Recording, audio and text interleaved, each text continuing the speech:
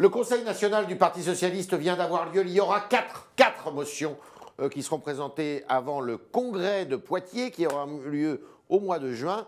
Martine Aubry, finalement, elle s'est ralliée à M. Cambadélis, Jean-Christophe Cambadélis, qui est le premier secrétaire du Parti socialiste. Ça ne devrait pas plaire à Pouria Amirchahi, qui est dans le studio, qui lui est député PS des Français de l'étranger et qui va aussi nous donner son sentiment sur la loi renseignement qui arrive à l'examen des parlementaires cette semaine.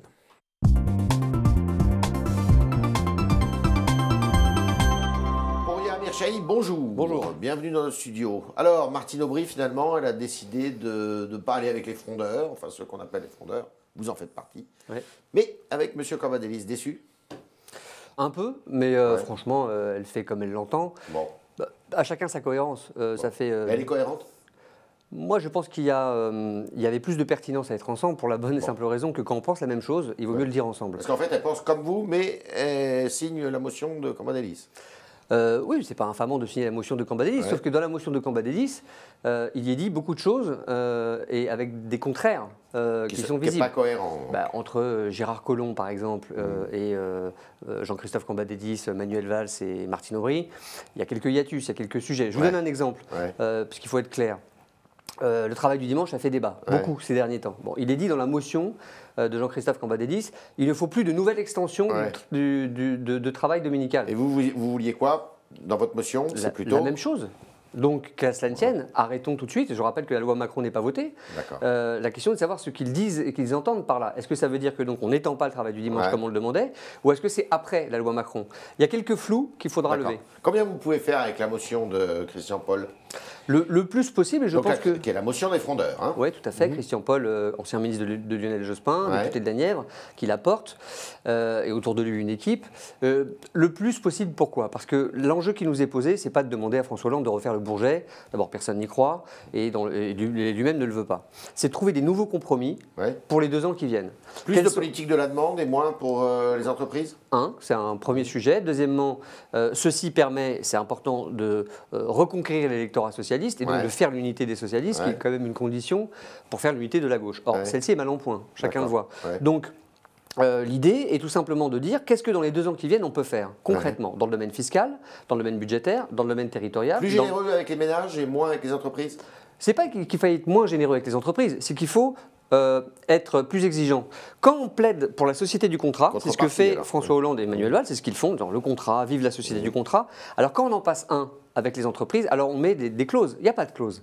On leur donne 40 milliards pour le pacte de responsabilité, 20 milliards pour le CICE, les fameux crédits d'impôt, sans aucune garantie, contrepartie ni exigence. Qu'il soit plus strict. Mais c'est normal, c'est une question de morale élémentaire. Lorsque vous demandez à des chômeurs ou à des chercheurs d'emploi ou à des bénéficiaires du RSA des contreparties, pour tout le monde c'est normal. Vous ne pouvez pas demander à des entreprises de bénéficier de l'argent public sans contrepartie. Est-ce que l'unité du PS sera faite pour l'élection présidentielle de 2017? C'est un objectif pour toute la gauche de toute façon. Ça sera François Hollande votre candidat? À ce stade, François Hollande, il faut qu'il fasse lui-même, il le dit, la démonstration de la légitimité de sa candidature au regard de ses résultats. Donc il y aura des primaires? Je le souhaite. Vous souhaitez des primaires? Bien sûr, oui. Même si François Hollande est candidat? A fortiori s'il l'est, parce qu'il faut de toute façon un débat démocratique. Et moi, je ne suis pas de ceux qui craignent, pas la polémique, mais y compris la dispute organisée entre nous. On a fait des primaires il y a 3 ans, c'était une réussite. Je ne vois pas ce qui nous empêche de remettre dans le débat public la cohérence ou la pertinence de telle ou telle candidature. Vous attendez quelque chose de son intervention à la télévision dimanche prochain? Toujours, oui, des inflexions, dans le champ économique d'abord, mais aussi de renouer le fil d'une histoire, d'un récit. Il est très loin du discours du Bourget pour vous, il a tourné le dos à ça. Ah oui, il a fait un virage qui était à 190 degrés. Que vous regrettez? Bien sûr, mais on ne va pas non plus passer son temps à refaire le match du passé. La question, c'est il nous reste 2 ans, comment on peut être utile? Et il y a des La gauche peut gagner encore dans 2 ans, la présidentielle? Oui, je pense que si la main qu'on a tendue est saisie par l'exécutif, oui, on peut retrouver les voies et les moyens d'une unité. Alors, je disais en introduction qu'il y a une réforme importante, qui est la réforme du renseignement. Est-ce que ce projet, qui ne fait pas couler beaucoup d'encre d'ailleurs, on voit, il y a quelques voix à droite, quelques voix à gauche. Qu'est-ce que vous en pensez de cette loi? Qu'il faut la prendre avec une grande vigilance et une grande prudence. La question de savoir s'il faut lutter ou pas contre les intentions terroristes ou le terrorisme ne fait aucun débat. Le sujet, c'est en quoi est-ce que cela peut mettre en cause, remettre en cause nos droits et nos libertés. Or, moi, ma position est simple, pas 1 millimètre de liberté en moins. Voilà. Et à partir de là, on peut discuter de tout ce qui peut favoriser l'action de nos services de renseignement, mais ne pas fragiliser nos droits et nos libertés. On a vu ce que ça donne dans certains pays, et pas que les États-Unis. Je pense à des anciens pays du bloc de l'Est. Regardez ce que dit le patron d'OVH qui est installé en France et qui dit, attendez, moi, il est d'origine polonaise, le directeur général de cette boîte. C'est un hébergeur OVH. Il dit, attendez, moi je viens de Pologne, j'ai connu ça.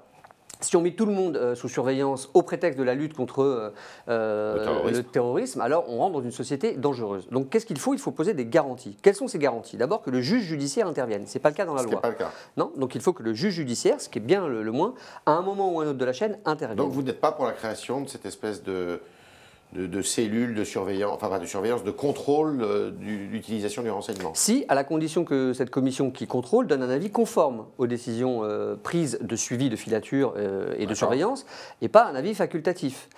Sinon, objectivement, on sait bien que pour des raisons, y compris d'efficacité, entre guillemets, les services vont passer outre. Donc plus de justice pour contrôler ce qui est fait. Plus de justice, plus de garanties par la loi, et puis il y a la jurisprudence Snowden qui doit nous inquiéter.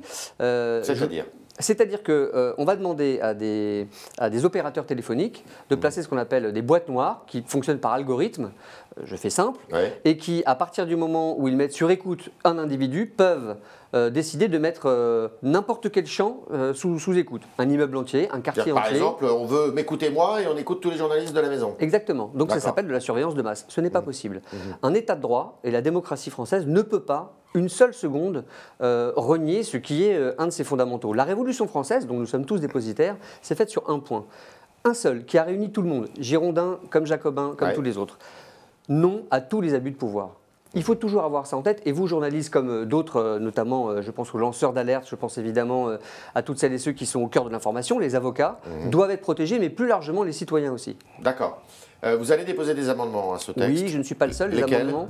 Alors des amendements pour demander au juge judiciaire d'intervenir plutôt que le juge administratif, des avis conformes et non pas des avis consultatifs, la suppression du dispositif des boîtes noires, qui sont inquiétantes. Je m'arrête là pour les plus importantes. En faisant comprendre à nos compatriotes qu'ils peuvent légitimement avoir des questions, des demandes de protection, que rien ne peut justifier qu'on rogne sur nos libertés. Si on commence à mettre le doigt là-dedans, alors tous les renoncements se justifient ensuite et ce sera trop tard. Vous l'avez dit à Bernard Cazeneuve, ça? Oui, enfin, moi je ne suis pas membre de la commission des lois, je suis à la commission des affaires étrangères. Et pour cette question, mon regard sur les questions de terrorisme est aussi aiguisé. Mais on va avoir le débat là, cette semaine, en séance plénière dans l'hémicycle. Vous êtes député des Français de l'étranger, notamment, enfin pas notamment, c'est votre circonscription, Maghreb, Afrique sahélienne. Est-ce que la France est durablement engagée sur les zones de combat sur place? Oui, mais il faut avoir en tête que la France ne pourra pas durer longtemps sur une stratégie qui repose sur elle seule, parce qu'elle doit d'abord reposer en conformité avec le droit international, sur les Africains eux-mêmes. Il y a des grandes puissances en Afrique qui émergent, je pense à l'Algérie, au Maroc, à l'Afrique du Sud et à d'autres qui doivent prendre leurs responsabilités, et aussi surtout avoir une réflexion en tête. Quand nous, on a bénéficié du plan Marshall, au lendemain de la Seconde Guerre mondiale, on a retenu une leçon. On ne s'en sort pas simplement avec des mots. Il faut des moyens, il faut de l'argent. Or, l'enjeu dans ces pays, dans cette zone-là, ce sont les États fragiles, les États en faillite. Le Niger est fragile.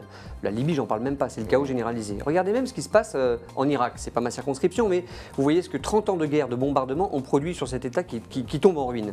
Quand il n'y a pas d'État territorialisé, fort, capable d'assumer ses missions régaliennes, alors vous avez là le terreau pour la prolifération de tous les terrorismes, de tous les fanatismes. Ça coûte de l'argent. Et il faut dire à nos compatriotes qu'une part de notre politique de coopération et de notre politique étrangère ne peut pas se fonder simplement sur la guerre contre le terrorisme. Elle doit se fonder absolument sur la coopération, ça veut dire de l'investissement. Et ça ne peut pas être que des mots. Pas par générosité seulement, c'est important la générosité, mais simplement par intérêt aussi. Sinon, derrière, on va se retrouver avec des débordements qu'on sera incapable de gérer, des rancœurs aussi, par des populations qui vont estimer que pendant 10 ans, 20 ans, 30 ans, nous n'avons rien fait pour elles. C'était le talk Le Figaro de Pouria Amirchahi qui nous a dit beaucoup de choses. D'abord qu'il était favorable au maintien d'une primaire pour désigner le candidat socialiste à la présidentielle de 2017 et que celui-ci pouvait être très bien François Hollande. Il est aussi fervent d'un infléchissement de la politique de François Hollande. C'est ce qu'il attend de son intervention télévisée du 19 avril prochain. Et puis, il nous dit que cette loi sur le renseignement mérite quelques amendements parce qu'elle ne doit pas priver, elle ne doit en aucun cas, en tous les cas, changer les libertés des Françaises et des Français. Merci pour Pouria Amirchahi.